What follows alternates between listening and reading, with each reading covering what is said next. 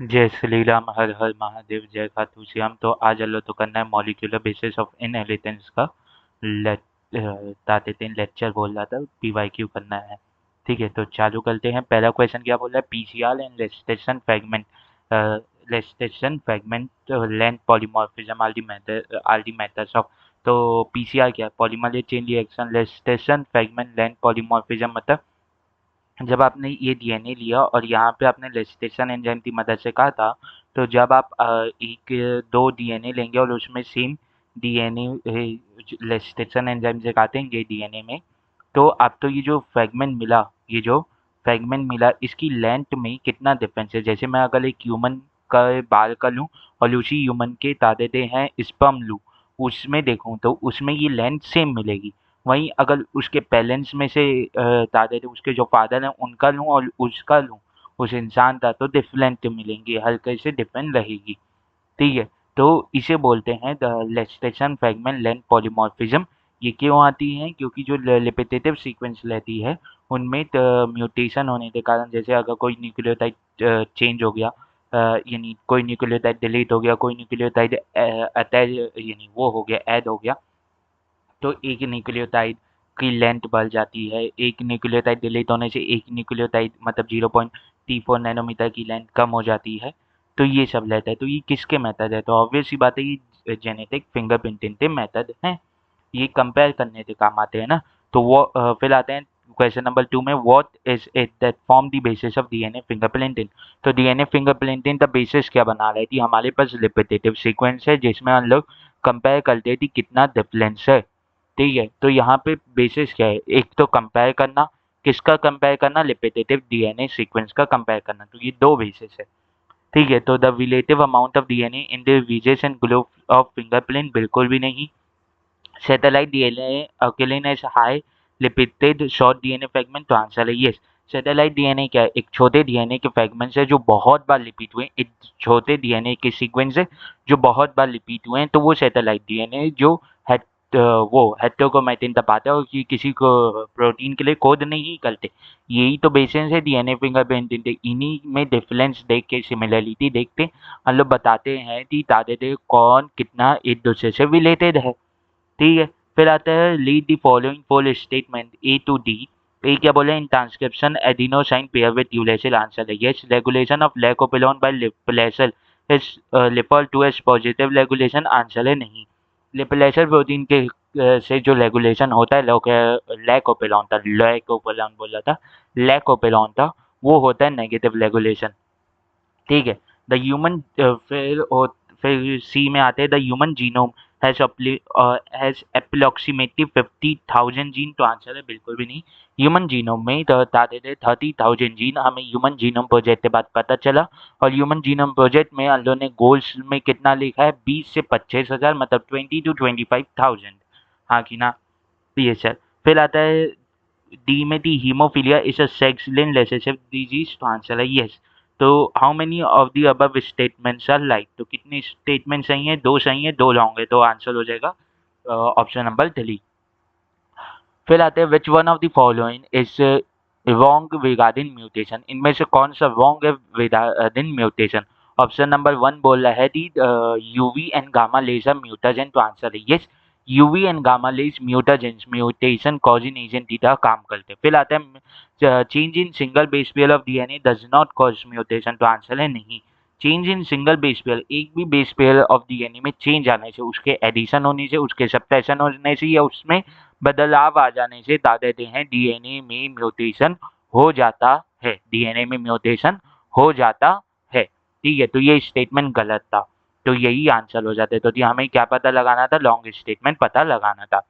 फिर आते हैं क्वेश्चन नंबर 5 में, क्या बोला है? In sea urchin DNA which is double stranded, जो सी अर्चिन का डीएनए वो डबल स्टैंडर्ड है और उसमें 17% ऑफ बेसिस जो है वो साइटोसिन है। अगर उसमें 17% ऑफ बेसिस साइटोसिन है, तो ग्वानोसिन भी कितने होंगे? ग्वानिन भी कितने होंगे? ग्वानिन भी आपके 17% ही होंगे। ग्वानिन भी आपके कितने होंगे? 17% ही होंगे। और अगर ग्वानिन और साइटोसिन दोनों इक्वल हैं, तो वो भी ग्वानिन भी 17% है। अब ग्वानिन और साइटोसिन तो ऐड कर दो, कितना हुआ? 34%। 34% तो 100 में से घटा दो तो बचा 66। अब ये 66% बचा, इसमें कौन है, ए और टी है, और ए और टी तो इक्वल अमाउंट में लेंगे, तो यहाँ पे जो ए है वो आपका कितना हो जाएगा 33%, और जो टी है वो भी कितना हो जाएगा 33%। तो percentage of other three base is expected to be present in DNA are. तो ये जो डीएनए में जो अदर बेसिस प्रेजेंट होंगे उनका परसेंटेज क्या है, तो ग्वानिन का तो 17%, ये दो तो नहीं होंगे, 8.5 या 34 नहीं होगा, और जो वो है ए उसका 33 और टी का भी 33, तो ऑप्शन नंबर 2 हो जाता है। फिर आते हैं क्वेश्चन नंबर 6 में क्या बोला, gene regulation governing lactose operon of E coli that involves lac I gene product is, ये लैक आई है, ये क्या है, लैक आई है, ठीक है, आई को कैपिटल लिखो तो ऐसा आता है, ठीक है। तो लैक आई जीन प्रोडक्ट इस, तो जो जीन रेगुलेशन जो जीन रेगुलेशन गवर्निंग लैक्टोसोपिलॉन, जो लैक्टोसोपिलॉन तो जीन गवर्न करता है, जो लैक आई जीन है उसका जो प्रोडक्ट है वो क्या करता है, तो पहली बात याद रखना ये कि नेगेटिव रेगुलेशन शो करता है, वो नेगेटिव रेगुलेशन शो करता है, साथ ही साथ वो लिपलेसर प्रोटीन है, वो क्या है, लिपलेसर प्रोटीन, तो उसके कारण जो वो आ रहा है देते हैं इफेक्ट आ रहा है उसे बोलेंगे रिप्लेसिबल, जो उसका रोल है वो क्या है, रिप्लेसिबल, हाँ कि ना, यस सर। और वो किसके साथ बाइंड कर रहा है, इंड्यूसर के साथ, वो किसके साथ बाइंड कर रहा है, इंड्यूसर के साथ बाइंड कर रहा है, तो ये तीन चीजें तुरंत दिमाग में आ जानी चाहिए। अब पढ़ते ऑप्शन क्या बोल रहा है, negative and inducible because प्लेसर protein prevent transcription, तो आंसर है ये यहाँ पे दे दिया इंड्यूसेबल, तो क्या वो लैकोबिलॉन तो चलने में मदद करता है, आंसर है नहीं, वो लिपलेस करता है, तो ये तो गलत हो जाएगा, negative and repressible because repressor protein prevent transcription, answer है यस। तो वो बता देते हैं रिप्लेसिबल इफेक्ट दिखाता है और नेगेटिव रेगुलेशन होता है, ठीक है। तो दी वो क्या कर रहा है, वो प्रोमोटर लीजन पे जाते बाइंड, यानी ऑपरेटर लीजन पे जाते बाइंड कर जा रहा है, और जो आपका लेग जेड, लेग वाई और लेग ए जीन है उसे ट्रांसक्रिप्ट नहीं होने दे रहा है, ठीक है, उसे रिप्लेस कर दे रहा है। फिलहाल है अलील्स, अलील्स हैं क्या, तो different molecule form of same gene, obvious सी बात है, ठीक है। इस चैप्टर में तो प्रिंसिपल ऑफ इनहेरिटेंस और बायोटेक्नोलॉजी के भी कुछ पीवाईक्यू मिल जाते हैं।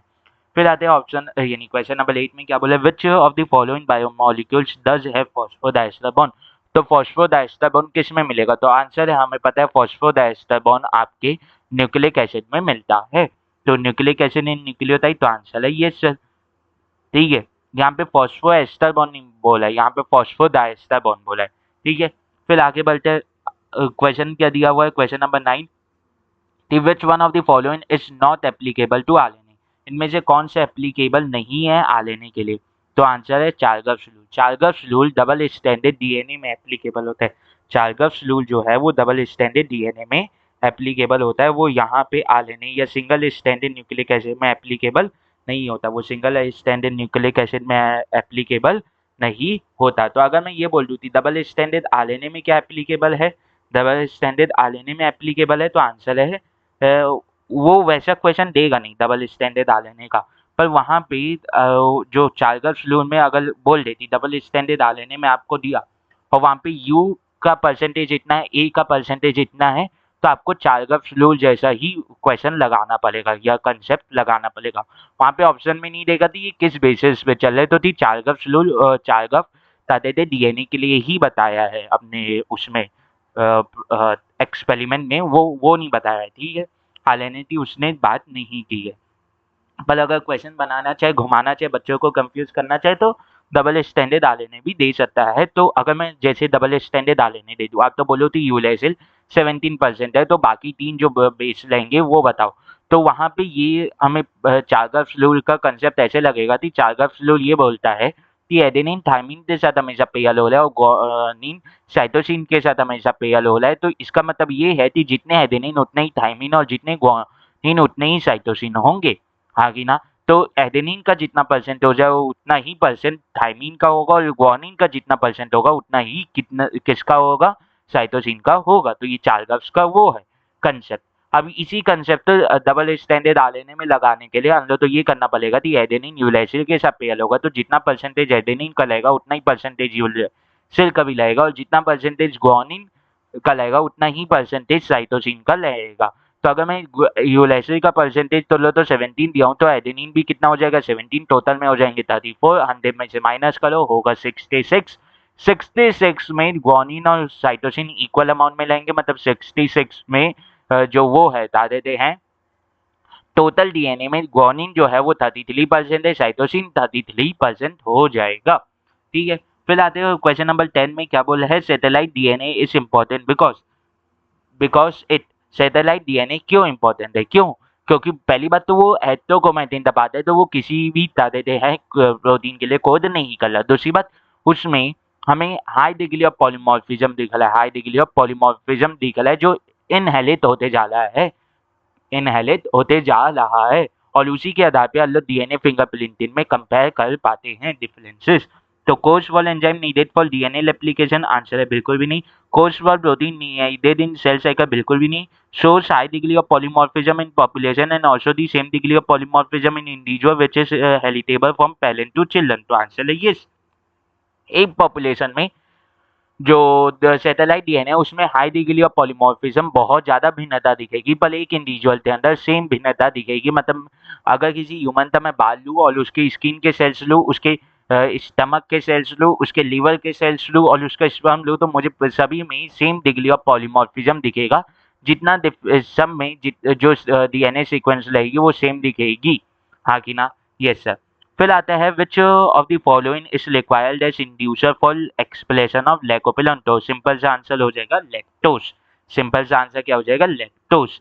फिर आते हैं क्वेश्चन नंबर 12 में क्या बोला है, complex of ribosome attach to single stranded RNA is known as, इसे क्या बोलते हैं पॉलीजोम या पॉलीलाइबोसोम, और ये किस में बनता है प्रोकैरियोट्स में बनता है। पॉलीजोम और पॉलीलाइबोसोम जैसा जो कंसेप्ट है वो यूकैरियोट्स में नहीं होता। ठीक है, तो इसमें ऑप्शन नंबर 1 हो जाएगा, इसमें ऑप्शन नंबर 1 हो जाएगा, इसमें ये ऑप्शन नंबर 1 हो जाएगा। फिर आगे बढ़ते हैं, क्या बोल रहा है क्वेश्चन नंबर 13। क्वेश्चन नंबर 13 ये बोल रहा है कि विच of the following is not required for any of the technique of DNA fingerprint in available at present. अब देखो ऐसे क्वेश्चन में क्या करना है, ऐसे क्वेश्चन में जो प्रोसेस तो लोगों ने नहीं पाली है उसे काट दो, वो है ही नहीं, ये होता है इस क्वेश्चन तो ऐसे सॉल्व किया जाता है। तो इसमें क्या बोला है, डीएनए फिंगरप्रिंटिंग में दिए गए प्रोसेस में से कौन सी प्रोसेस अभी यूज नहीं होती। ठीक है, तो देखो अभी तो डीएनए फिंगरप्रिंटिंग में बहुत ज़्यादा वो हो गई है, दादे है बढ़ोतरी हो गई है। एनसीईआरटी में दिया हुआ है, बहुत पहले के बारे में बहुत बेसिक कंसेप्ट दिया हुआ है।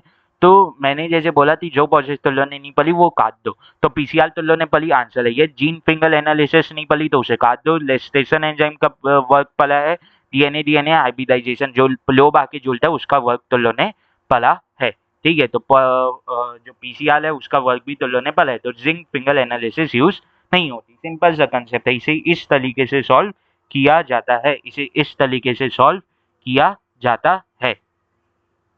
ठीक है, समझ में आई इतनी बात, इतनी बात समझ में आई? ठीक है, आगे बढ़ते हैं।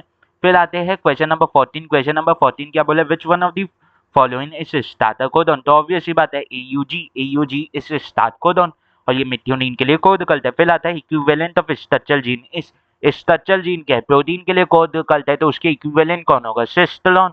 तो दिसिस्टोन वो जीन होता है जो प्रोटीन आरएनए के फॉर्म में एक्सप्रेस होता है और फिर वो प्रोटीन के लिए के फॉर्म में एक्सप्रेस होता है, हाँ कि ना? Yes sir. फिर आता है क्वेश्चन नंबर 16, क्या बोलता है, which of the following RNAs act as structural RNA as well as ribozyme in bacteria, तो कौन सा आरएनए है, कौन सा लाइबोसोमल आरएनए है जो structural RNA as well as ribosomal यानी लाइबोजाइम मतलब एंजाइम की तरह भी एक्ट करता है बैक्टीरिया में, तो ऑब्वियस सी बात है 23S RNA, 23S RNA, 23S लाइबोसोमल RNA.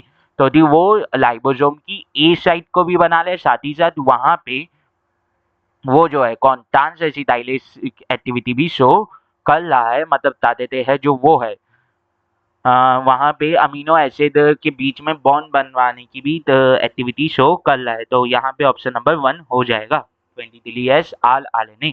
फिर आते हैं क्वेश्चन नंबर 17 में क्या बोला है, non proteinaceous enzyme is the only non proteinaceous enzyme कौन सा है, लाइबोजाइम।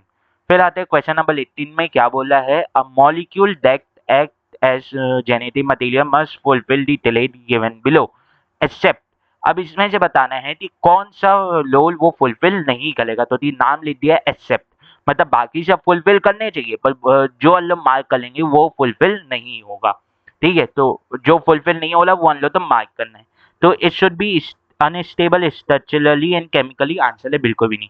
केमिकल और स्ट्रक्चरल स्टेबिलिटी जेनेटिक मटेरियल की एक one of the important property होती है। ठीक है, तो यही पहला आंसर ले लेता हो जाता है। आगे भी पढ़ लेते हैं। It should provide the scope for small changes that are required for evolution, तो आंसर है यस। उसमें छोटे छोटे चेंजेस आने चाहिए, स्लो म्यूटेशन आना चाहिए, स्लो एंड स्मॉल म्यूटेशन आने चाहिए, सिंगल स्टेप लार्ज म्यूटेशन जिन्हें हम सॉल्टेशन बोलते हैं वो नहीं आने चाहिए।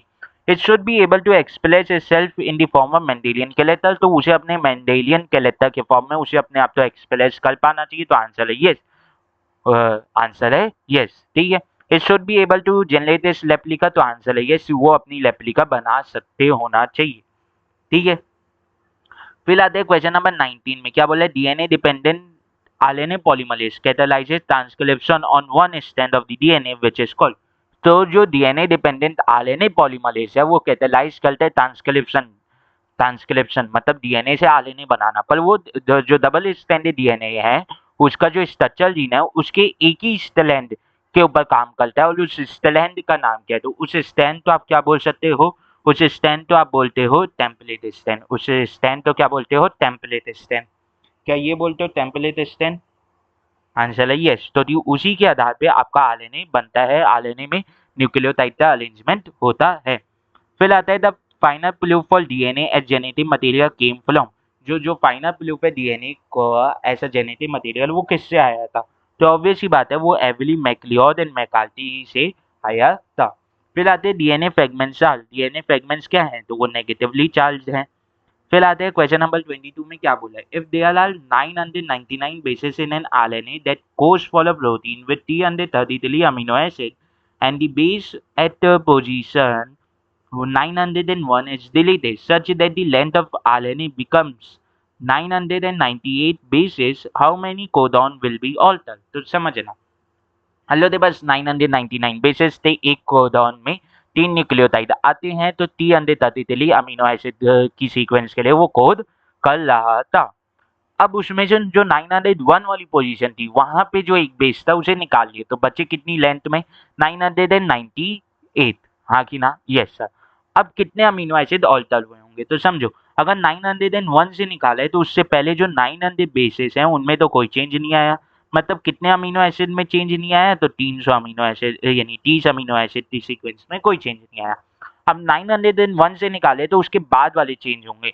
मतलब अगर मैं 33 टोटल है तो उसमें से अगर मैं 30 माइनस, यानी 333 है, ये 300 है, तो इसमें से अगर मैं 300 माइनस कर दूं तो यही बाद में कोड होने थे 901 के।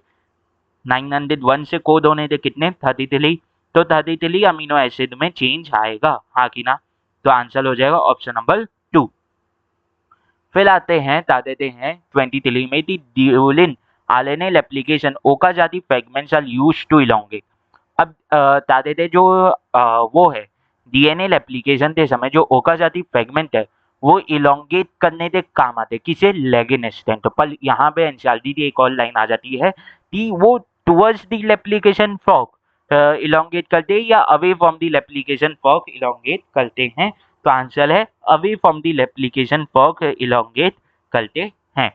ठीक है, फिर आता है the leading strand towards replication fork is, जो लीडिंग स्टैंड है टुवर्ड्स एप्लीकेशन, अरे ये वो ऑप्शन नंबर 4 बोल रहा था।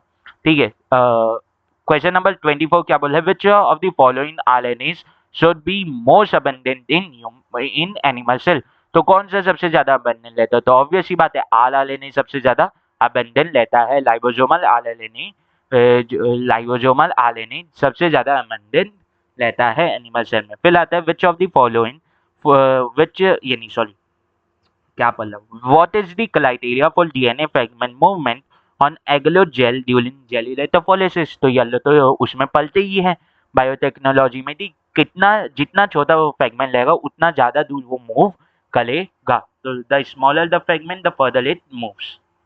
ठीक है, फिर आते हैं क्वेश्चन नंबर 26 में। क्या बोला है? डीएनए रेप्लिकेशन इन बैक्टीरिया अकर्स किस में होता है? तो आंसर है आंसर है किस में होता है, तो साइटोप्लाज्म में होता है। पर यहाँ पे ऑप्शन पढ़ोगे तो क्या दिया है, विथिन न्यूक्लियोलस, तो आंसर है बिल्कुल भी नहीं।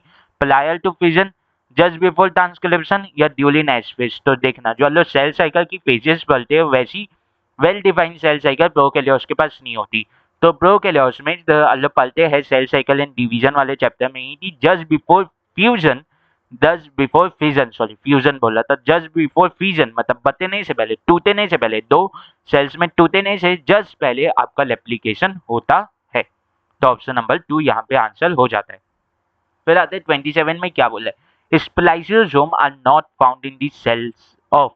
स्प्लाइसियोसोम किसके सेल्स में नहीं मिलेगा, तो स्प्लाइसियोसोम आपका पोस्ट ट्रांसक्रिप्शनल जो चेंजेस है उसमें यूज होता है, तो वो किस में नहीं मिलता, तो आंसर है प्रोकैरियोट्स में नहीं मिलता। तो यहाँ पे प्रोकैरियोट कौन है, बैक्टीरिया, ऑब्वियस सी बात है, प्रोकैरियोट्स में बैक्टीरिया ही आती हैं।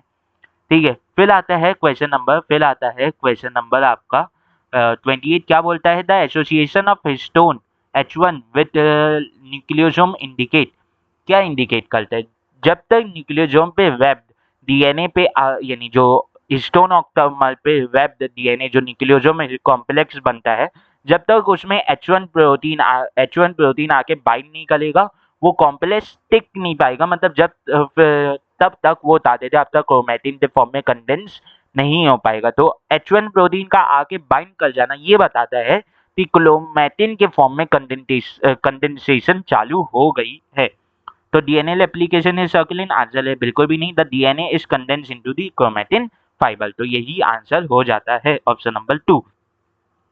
फिर आते हैं क्वेश्चन नंबर 29 में क्या बोल रहा है, विच यानी सेलेक्ट दी कलेक्ट मैच सेलेक्ट करना है, तो टीएच मॉर्गन का क्या ट्रांसडक्शन से था, बिल्कुल भी नहीं। F2 एंड लेसे से पेलेन का जो क्लॉज लेता है क्या उसे डायबिट क्लॉज बोलते हैं, बिल्कुल भी नहीं। लाइबोजाइम क्या न्यूक्लिक एसिड है, आंसर है यस, लाइबोजाइम बेसिकली 23 एस RNA है। क्या वो न्यूक्लिक एसिड है, तो ऑब्वियस सी बात है वो तो RNA ही है, मतलब न्यूक्लिक एसिड ही है, तो ये सही हो जाता है। क्या ग्लिगोल मेंडर का ट्रांसफॉर्मेशन से कुछ रिलेटेड था, तो आंसर है बिल्कुल भी नहीं। फिर आते हैं क्वेश्चन नंबर 30 में क्या बोले, the experimental proof for semi conservative replication of DNA was first shown in, जो semi conservative mode of replication है डीएनए का उसका प्रूफ सबसे पहले किस में दिखा था, यानी जो साइंटिस्ट ने किया था उसमें एक्सपेरिमेंट किसके ऊपर किया था, तो आंसर है बैक्टीरियम के ऊपर, बैक्टीरिया के ऊपर शो किया था ना उसने। फिर आते हैं सेलेक्ट दी कलेक्ट मैच, तो मैथ्यू एंड एफ स्टार ने क्या पाइसम सदाइवम पे काम किया था, बिल्कुल भी नहीं। एल्फ्रेड हल्से एंड चेस ने क्या टीएमवी माल्टा पे काम किया था, बिल्कुल भी नहीं। क्या एलेक्स जेफली ने स्टेप्टोकोकस न्यूमोनिया पे काम किया था, बिल्कुल भी नहीं। क्या Francis Jacob and J the Francis Jacob and Jacques Monod ने क्या लेकोपेलॉन डिस्कवर किया था, उसके कंसेप्ट तो एक्सप्लेन किया, तो आंसर है यस। तो यही हमारा आंसर हो जाता है ऑप्शन नंबर 4। फिर आते हैं क्वेश्चन नंबर 32 में क्या बोला है, which of the following are part of an operon except, इनमें से कौन सा पार्ट है ओपेलॉन का, एक ओपेलॉन का पार्ट होता है एक्सेप्ट मतलब कौन सा नहीं होता, तो आंसर है एनेंशियल नाम का कोई सा भी पार्ट ओपेलॉन में नहीं होता जो ओपेलॉन के फंक्शन तो एनहेंस करे, ऐसा बिल्कुल भी कोई सा भी पार्ट नहीं होता। फिर आते हैं AGG TAT CG CAT is a sequence from the coordinate stand of a gene. ठीक है, ये जो कोऑर्डिनेट स्टैंड है एक जीन दी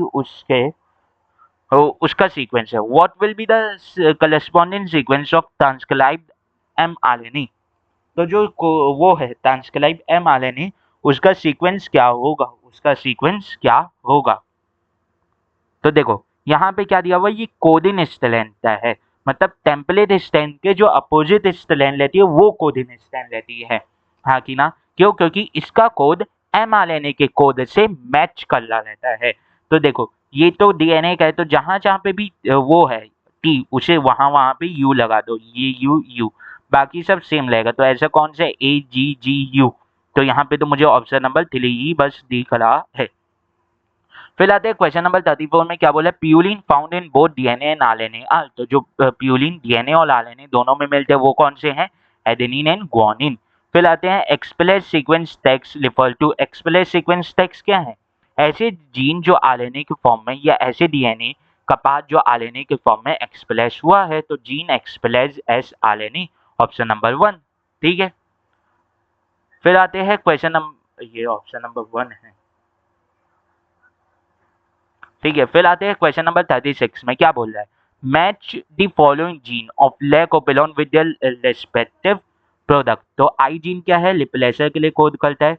जेड जीन क्या है, बीटा गैलेक्टोसाइडेस। वाई जीन क्या है, परमिएस। और ए जीन क्या है, ट्रांसएसिटाइलेस।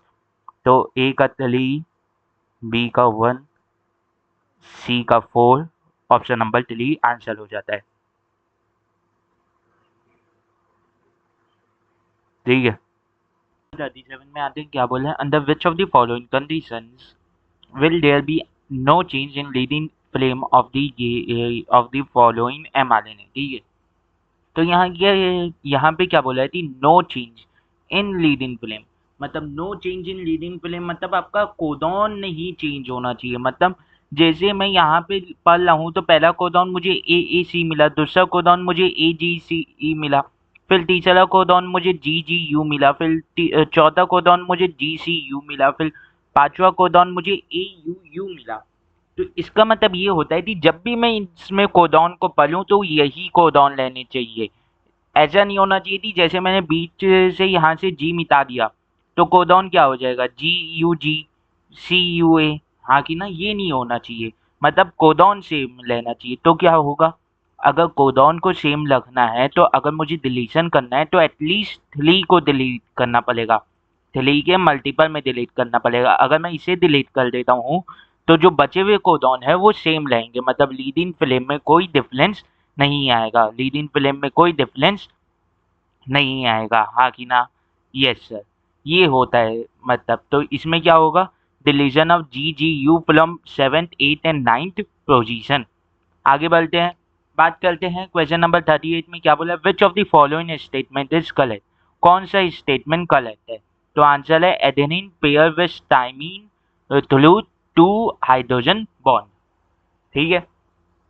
फिर आते हैं 39 में क्या बोला, if distance between two consecutive base pair is 0.34 and the total number of base pair of double helix in a typical mammalian cell is 6.6 into 10 to the power 9 base pair, then the length of DNA is approximately। तो इसे कैसे करेंगे, इसे इससे multiply कर दो, सीधा multiply कर दो तो आंसर आ जाएगा। और ये डेटा तो याद रहता है कि ह्यूमन का जीनोम कितना बड़ा रहता है, तो आंसर है 2 मीटर या 2.2 मीटर बोला जा सकता है। आगे बढ़ते हैं, क्या बोल रहा था, sequence that controls the copy number of the linked DNA in the vector is termed। मतलब एक सीक्वेंस जो लिंक्ड डीएनए जो बताते थे वेक्टर में ही एक डीएनए की सीक्वेंस होती है जो लिंक्ड डीएनए के कॉपी नंबर जो कंट्रोल करती है, तो वो कौन सी होती है, वो होती है ओली साइट। वो कौन सी होती है, वो होती है ओली साइट। हाँ कि ना, यस सर, वो होती है ओली साइट, ठीक है। आगे बढ़ते क्या बोल रहा है, name the enzyme that facilitate opening of DNA helix during transcription. हाँ कि ना, यस सर। तो एक एंजाइम जो मदद करता है opening of DNA helix during transcription, तो कौन सा एंजाइम लेता है वो, क्या वो डीएनए पॉलीमरेज लेता है, आंसर है नहीं। क्या डीएनए लाइगेज है, आंसर है नहीं, आंसर है नहीं। तो आंसर है डीएनए हेलिकेज, ठीक है। आगे बढ़ते हैं, फिर आता है the first phase of translation is, first phase of translation क्या लेते हैं, amino acylation of T RNA, amino acylation of T RNA, ठीक है। फिर आता है choose the correct pair of the following. तो एक्सोन्यूक्लियस में cut at specific position with in DNA, तो आंसर है बिल्कुल भी नहीं। डीएनए में तादे बीच में नहीं काटते, साइड साइड से काटना चालू करते हैं। DNA ligase join the two DNA molecule, तो आंसर है यस सर। तो यहाँ पे करेक्ट पेयर लो तो मिल गया। फिर आता है complete the flow chart of central dogma. तो ए क्या है, ए तो है आपका लेप्लिकेशन, बी क्या है आपका ट्रांसक्रिप्शन, हाँ कि ना, सी क्या है आपका ट्रांसलेशन, सी क्या है आपका ट्रांसलेशन, हाँ कि ना, यस सर। और डी क्या है आपका प्रोटीन, डी क्या है आपका प्रोटीन। तो ए application, B transcription, see translation, D protein, तो ऑप्शन नंबर 2 हो जाता है, ठीक है। तो फिर आते हैं क्वेश्चन नंबर 45 में, ये 44 था। अब आते हैं 45 में, क्या बोले, DNA fingerprinting involves identifying differences in some specific region in DNA sequence known called as. तो ये जो डीएनए फिंगरप्रिंटिंग में हम लोग क्या करते हैं, हम लोग आइडेंटिफाई करते हैं डिफरेंसेस, कितना वो है, भिन्नता है स्पेसिफिक लीजन ऑफ डीएनए, जो डीएनए है उसके स्पेसिफिक लीजन में कितनी डिफरेंसेस है। और ये जो स्पेसिफिक लीजन लेते हैं इसे क्या बोलते हैं, ये क्या लेता है, ये लिपिटेटिव डीएनए लेता है। ये क्या लेता है, लिपिटेटिव डीएनए लेता है। और इसी का एक नाम क्या आ जाता है, सैटेलाइट डीएनए। तो अब यहाँ पे लिपिटेटिव डीएनए और सैटेलाइट डीएनए दोनों दिया हुआ है, तो आंसर क्या होगा, लिपिटेटिव डीएनए। आंसर क्या होगा, repetitive DNA. Satellite DNA is a type of repetitive DNA. ठीक है, अब आते हैं आइडेंटिफाई द करेक्ट स्टेटमेंट। इसमें से करेक्ट स्टेटमेंट हमें आइडेंटिफाई करना है। RNA polymerase bind with Rho factor to terminate the process of transcription in bacteria। तो आंसर है यस। तो पहला ही स्टेटमेंट डाल लो तो करेक्ट मिल गया। फिर आते हैं क्वेश्चन नंबर 47 में, क्या बोले, what is the role of RNA polymerase 3 in the process of transcription of in eukaryote. तो यूकेरियोट में RNA polymerase का रोल, RNA polymerase 3 का रोल क्या रहता है। तो आंसर है tRNA, 5s rRNA और SNRNA, मतलब स्मॉल न्यूक्लियर आरएनए को ट्रांसक्राइब करना। तो ऑप्शन नंबर 1 हो जाता है। फिर आते हैं क्वेश्चन नंबर 48 में, क्या बोला, if adenine makes 30% of the DNA molecule what will be the percentage of thymine, guanine and cytosine.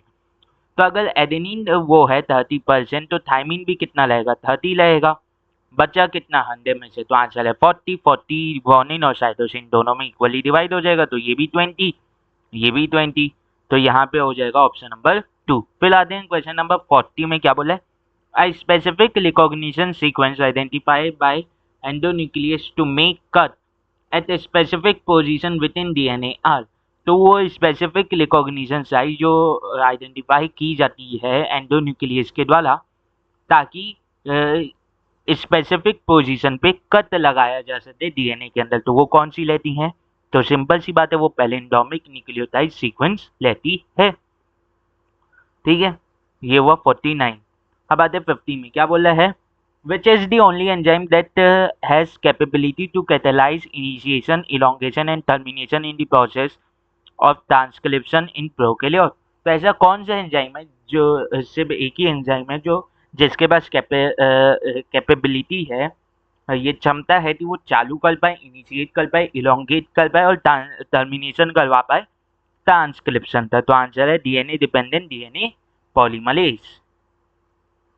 महाराज यहाँ पर डीएनए डिपेंडेंट आरएनए पॉलीमरेज होगा ना, तो ट्रांसक्रिप्शन करवाने हम लोग। तो ट्रांसफर क्वेश्चन नंबर 51 में, क्या बोल रहा है, which of the following RNS is not required for synthesis of protein.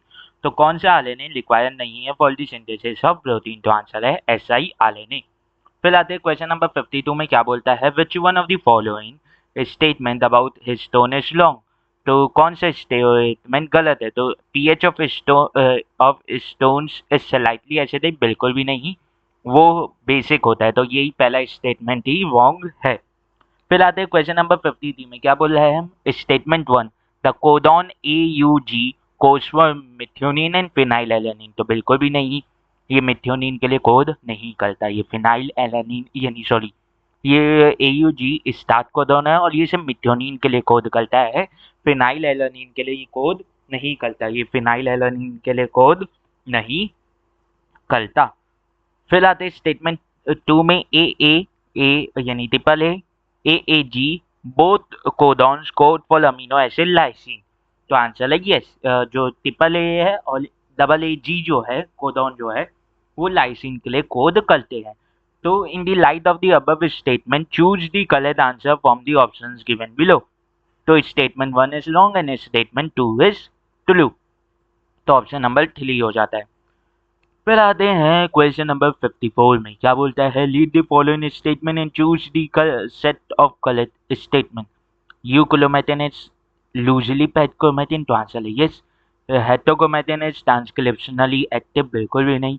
Histone octamer is wrapped by genetic is wrapped by genetically, यानी सॉरी बाय जेनेटिकली नहीं, by negatively charge DNA in nucleosome, answer है yes. Histones are rich in lysine and arginine, answer है yes. A typical nucleosome contains 4 on the base pair of DNA helix, बिल्कुल भी नहीं। तो यहाँ पे कौन कौन सा सही है आपका? Choose the correct answer from the options given below. तो यहाँ पे करेक्ट स्टेटमेंट बताने थे, तो ए सही है, सी सही है, डी सही है, तो ऑप्शन नंबर 1 हो जाता है answer.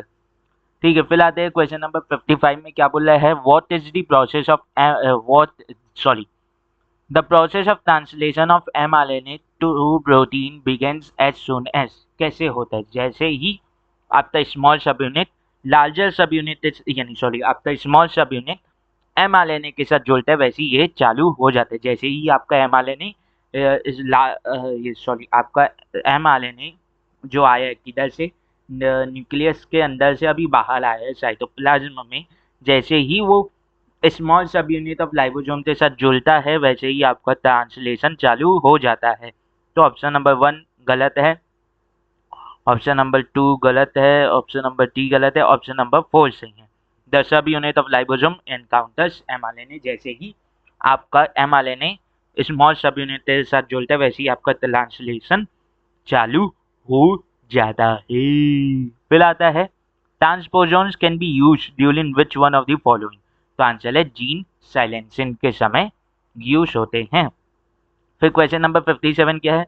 Which of the following occurs due to the presence of autosomal linked dominant trait, तो किसके यानी इनमें से कौन सा होता है due to autosomal linked dominant trait? Autosomal chromosome में डोमिनेंट जो नेचर है, इनमें से कौन सा शो करता है? तो आंसर है मायोटोनिक डिस्ट्रोफी। अल्लो तो एक ही अल्लो में डोमिनेंट पढ़ना है और वो मायोटोनिक डिस्ट्रोफी है। फिर आता है if a genesis use the blind approach for sequencing the whole genome of an organism followed by assignment of function to different segment, the methodology adopted by him is called।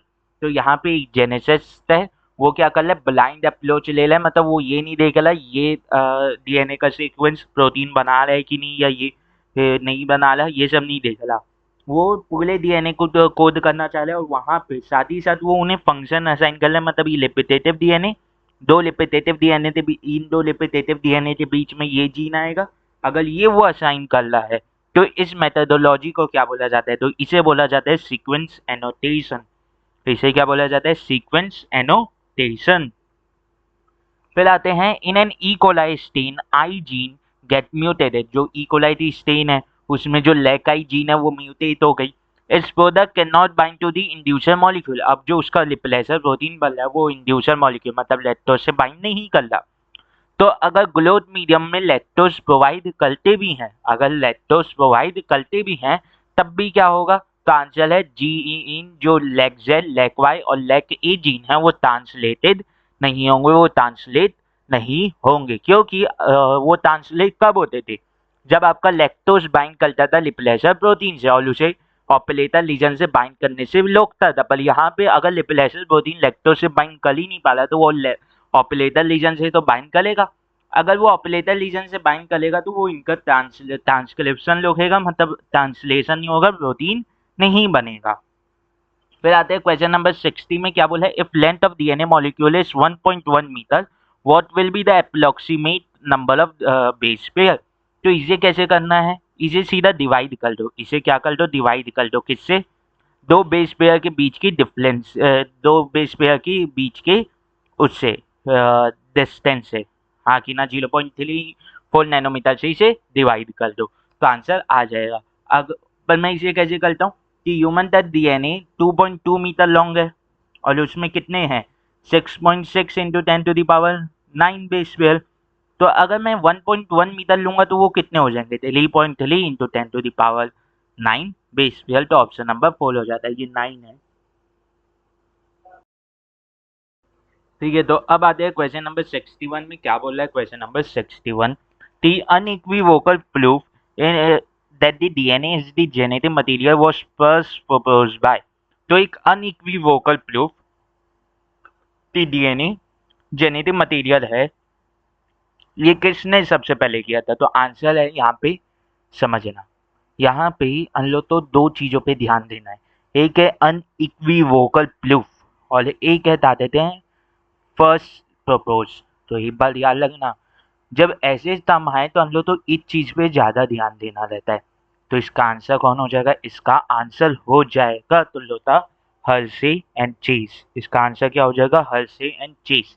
इन्होंने सबसे पहले proof दिया था। ठीक है, तो option number 1 हो जाता है। फिर आता है क्वेश्चन नंबर 62। क्या बोलते हैं? What is the role of RNA polymerase 3 in the process of transcription in eukaryotes. तो देखो ये क्वेश्चन बहुत बार रिपीट हुआ है, आरएनए पॉलीमरेज 3 वाला। टी आरएनए पॉलीमरेज 3 करता क्या है?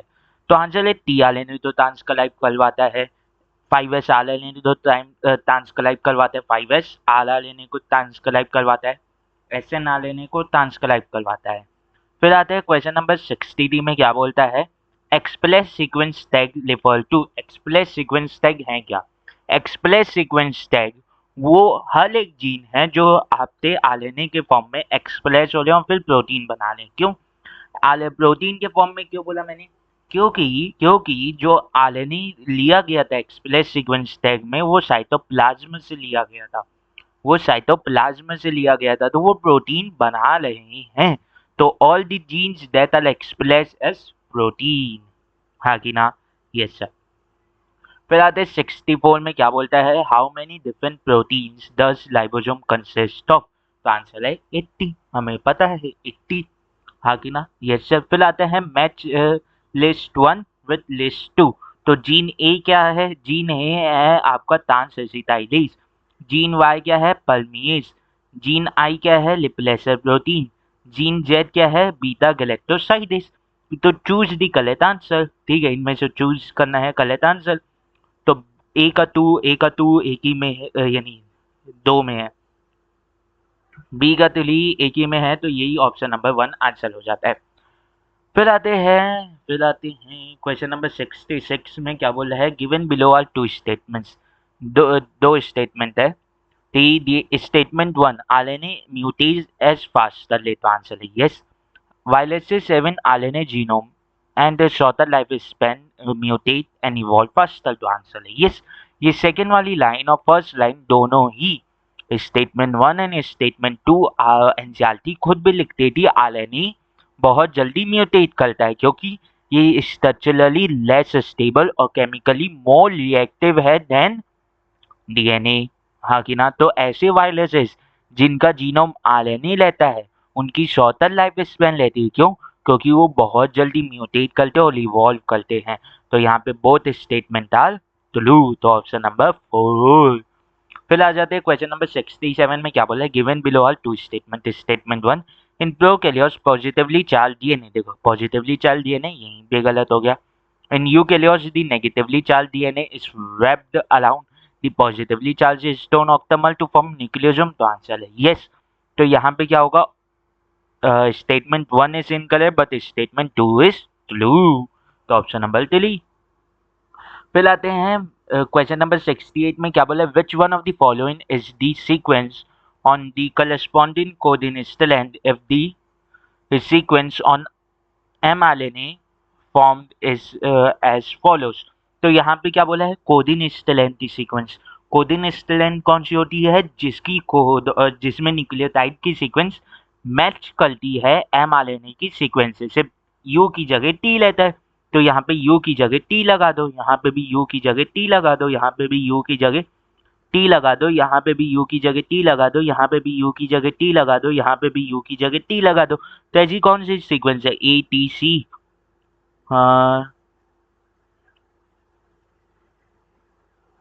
ये यहाँ पे भी 80 आएगा ना, तो ये वाली सीक्वेंस है। अब यहाँ पे देखना 5 प्राइम, तो यहाँ पे भी 5 प्राइम लेना चाहिए, पर यहाँ पे 3 प्राइम है। ठीक है, तो ये दोनों सीक्वेंसेस से मैच कर लिया अगर टी लगा दे तो। पर यहाँ पे पोलैरिटी चेंज हो गई, तो पोलैरिटी सेम रहती, इसलिए यही आंसर हो जाएगा, हाँ कि ना? Yes sir. ठीक है, आगे बढ़ते हैं, आगे बढ़ते हैं। Question number 69। क्या बोले? Transcription unit in DNA is defined primarily by the 3 regions in DNA this are with respect to upstream and downstream. तो ये 3 लीजन कौन से लेते हैं? एक तो आपका प्रोमोटर लीजन, एक आपका स्ट्रक्चरल जीन और एक आपका टर्मिनेटर लीजन। तो आ जाता है प्रोमोटल, स्ट्रक्चर जीन और टर्मिनेटर, ऑप्शन नंबर 4। फिर आते हैं क्वेश्चन नंबर 70 में क्या बोला है, the lactose present in growth medium of bacteria is transported by the cell by the action of. तो जो ग्लोथ मीडिया में, जो लैकोपेलॉन में पढ़ते हैं ग्लोथ मीडिया में लैक्टोज प्रेजेंट है, वो सेल के अंदर किसकी मदद से जाता है, तो आंसर है परमेस एंजाइम के द्वारा जाता है। फिर आते हैं क्वेश्चन नंबर 71 में क्या बोले, मैच लिस्ट 1 विद लिस्ट 2। ठीक है, तो लिस्ट 1 क्या है, लिस्ट 1 ये है, ठीक है, और ये लिस्ट 2 है। तो फ्रेडरिक ग्रिफिथ ने क्या दिया था, ट्रांसफॉर्मेशन। तो ए का 3 तो 2 में है, 2 में नहीं है, तो इसे काट दो। फिर जेकब एंड मोनार्ड ने क्या दिया था, लैकोपेलोन, तो पी का 4 तो इसी में है। ठीक है, आगे भी देख लेते हैं, हरगोविंद खुराना जी ने क्या दिया था, जेनेटिक कोर्स, और मैसेल्सन एंड स्टॉल ने क्या दिया था, semi conservative mode of DNA replication. फिर आते हैं 72 में क्या बोलते हैं, which of the following statement is correct regarding the process of replication in E coli. ठीक है, ई कोलाई में मतलब प्रोकैरियोट्स में, उसमें जो डीएनए के रेप्लिकेशन है उसके बारे में कौन सा सही है। तो DNA dependent DNA polymerase catalyse polymerisation in one direction, that is 3' to 5'। Answer है बिल्कुल भी नहीं।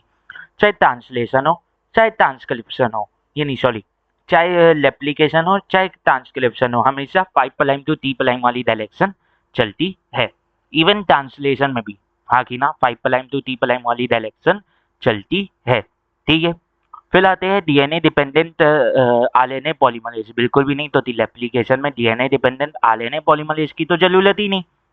फिर आते हैं DNA dependent DNA polymerase catalyse polymerisation in 5' to 3' direction, answer है yes, as well as 3' to 5' direction, बिल्कुल भी नहीं। एक ही डायरेक्शन है 5' to 3'। फिर आता है the DNA dependent DNA polymerase catalyse polymerisation in 5' to 3' direction, answer है यस। तो ऑप्शन नंबर 4 यहाँ पे आंसर हो जाता है। फिर आते हैं क्वेश्चन नंबर 73 में क्या बोले, which of the following is the correct product of DNA dependent RNA polymerase to the given template.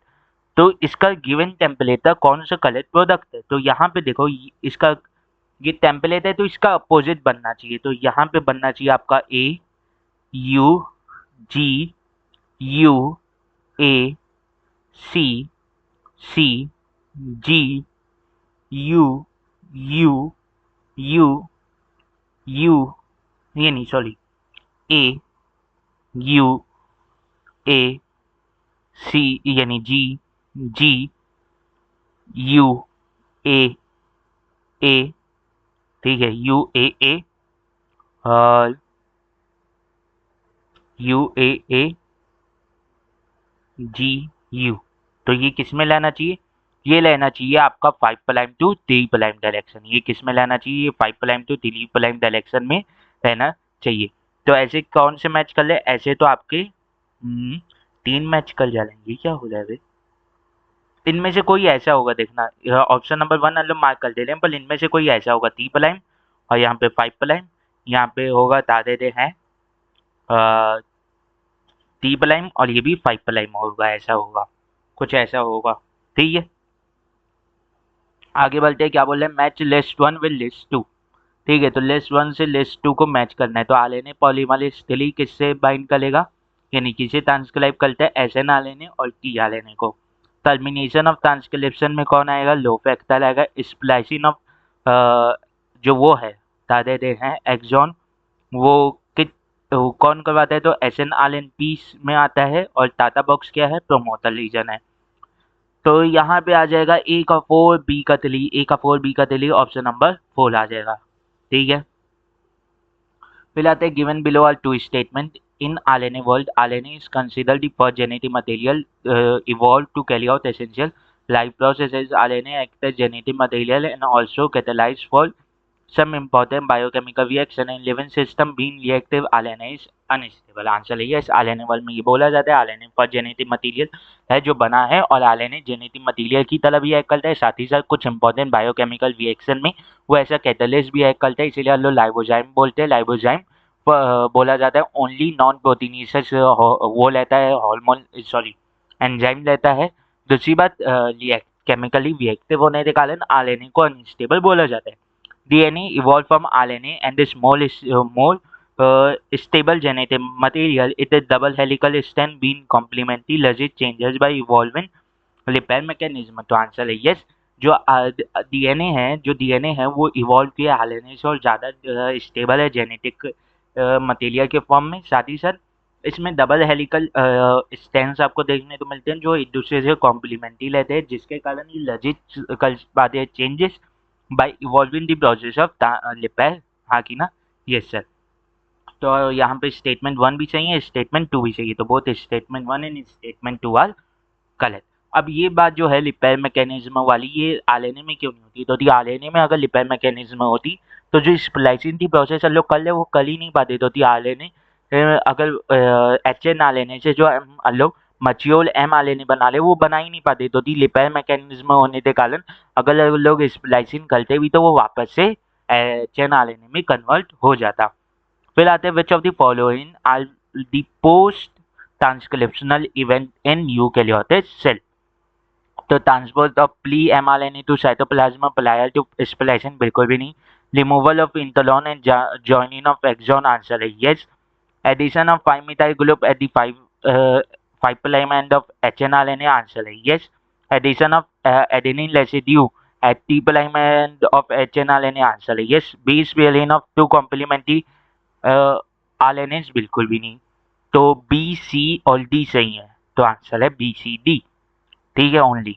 फिर आता है मैच लिस्ट 1 विद लिस्ट 2। तो Alfred Hershey and Martha Chase, Alfred Hershey and Martha Chase, ठीक है। तो इसने क्या किया था, इसने आपका डीएनए को कंफर्म किया था एज अ जेनेटिक मटेरियल। यूक्लोमेटिन क्या है, लूजली पैल लेता है और ताते लाइटली स्टीन लेता है। फेडेरिक ग्रिफिथ ने स्टेप्टोकोकस न्यूमोनी के ऊपर काम किया था और हेट्रोक्रोमेटिन जो है वो डेंसली पैक्ड और डार्क स्टेन्ड रहता है।